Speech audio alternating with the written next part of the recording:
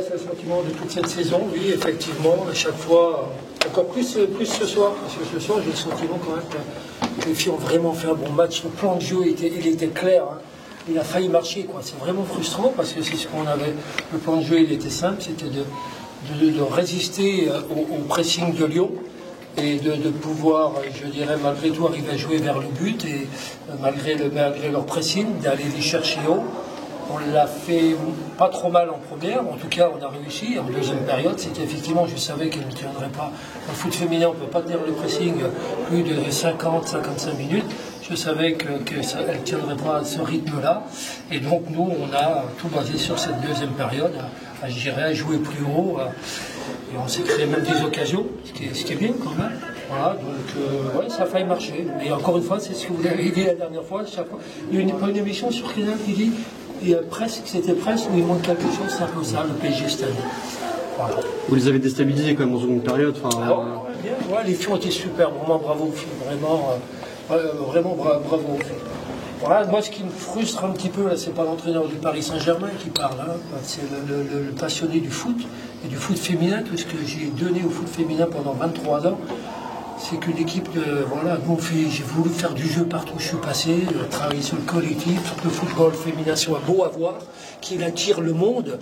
Voilà, et qu'une équipe comme Lyon, qui est championne d'Europe et championne de France, produise un jeu. Pas une fois, il relance de derrière, il ne s'essaye pas à faire 3 passes, c'est un football direct qui s'applique sur des individualités. Je dis bien, c'est pas l'entraîneur du Paris Saint-Germain qui parle, hein, c'est le passionné du foot. Franchement, je me dis, Prêcheur, tu as travaillé pendant 23 ans pour rien, quoi. Tu vas quitter le foot féminin, qui va prendre le relais, quoi. Donc, c'est pas comme ça qu'on va attirer les foules, hein. On fait qu'un seul type de foot. Bon, moi, c'est ce que je pense depuis 23 ans.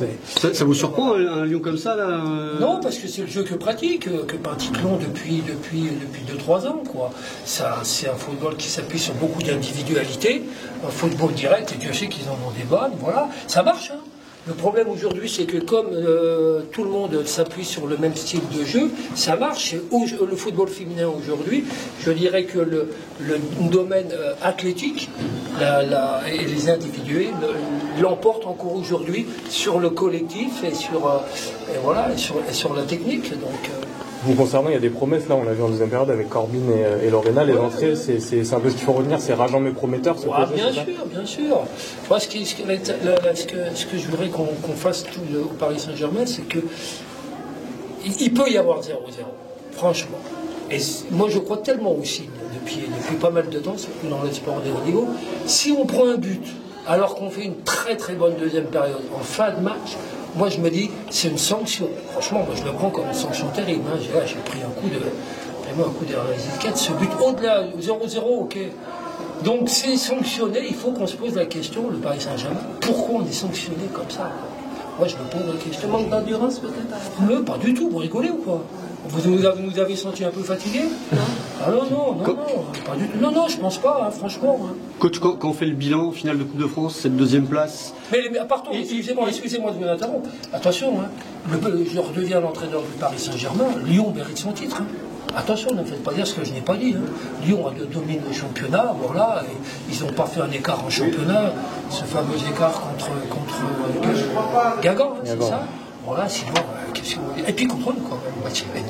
Non, voilà, intrinsèquement, Lyon est plus fort que nous. Quand on fait le bilan, coach, avec l'année qui a été mouvementée en dehors des terrains, finale de Coupe de France, cette finale aussi en championnat, la Ligue des Champions, est-ce que c'est un bilan que vous jugez positif? Comment vous jugez Oui, bien sûr qu'il y a beaucoup de positifs. Mais je me souviens, quand j'étais gamin, mon père me disait toujours, tu vois, dans France, on préfère Poulidor à Jacques Anquetil. Vous l'avez peut-être pas connu, vous êtes trop jeune.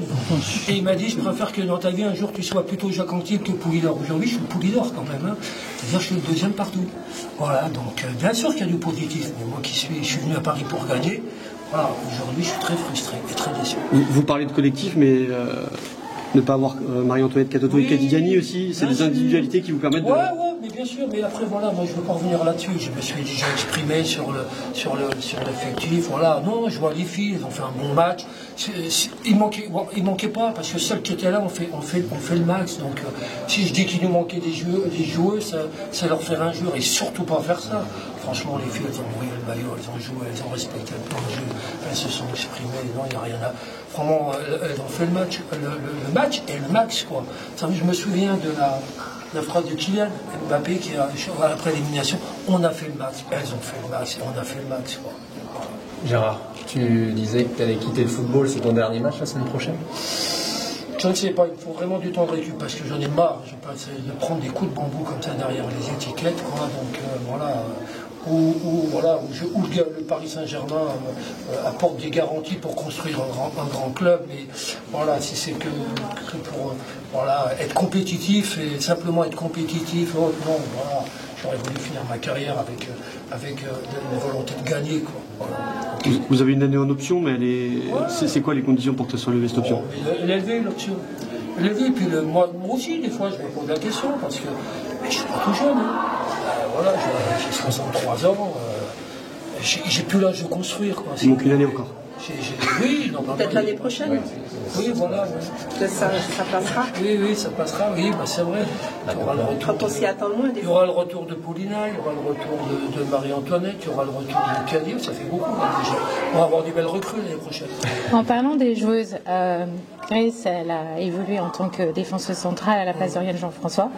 C'est un choix de dernière minute. C'est un choix qui a double motivation, enfin double raison si vous voulez.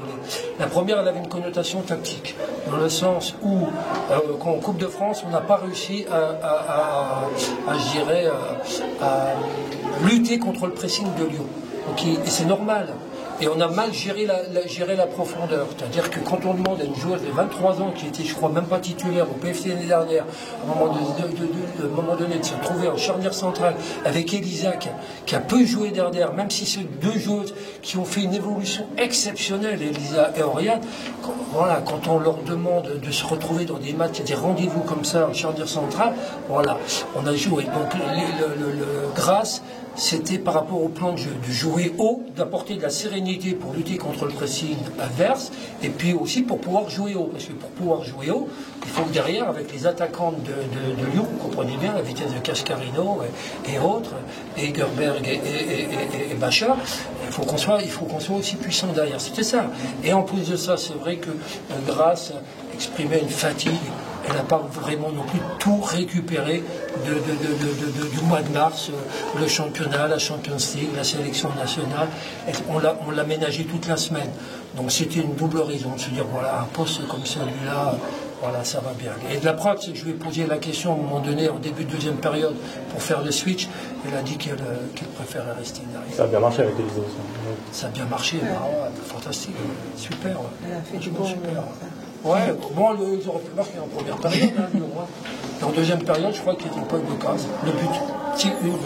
Oui, grâce à l'intervention justement de Sakina, un magnifique tacle. Je pense que c'est peut-être la plus belle action du match qui a évité ce Voilà, j'ai cru que la belle frappe, la belle action avec la frappe de Corbin, son pied gauche allait rentrer. Et non, elle n'est pas rentrée, entre autres.